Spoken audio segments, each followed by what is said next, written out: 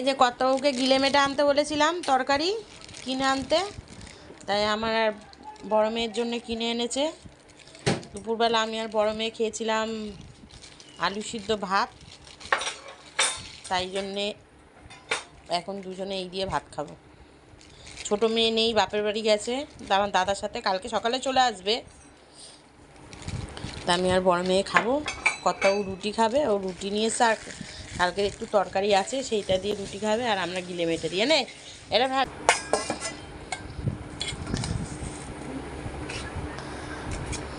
খাবি এখন তো পারবো তো।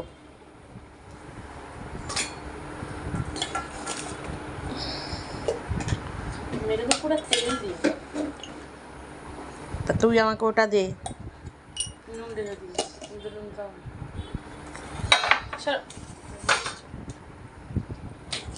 ওখানে মাংস নিয়ে যাবি না। না আমি ছোটো মেয়েকে খাওয়াই না, ওখানে নিয়ে যাবি না। যার কাছ থেকে নিয়ে আসে সে গিলে মেটেটা খুব সুন্দর করে।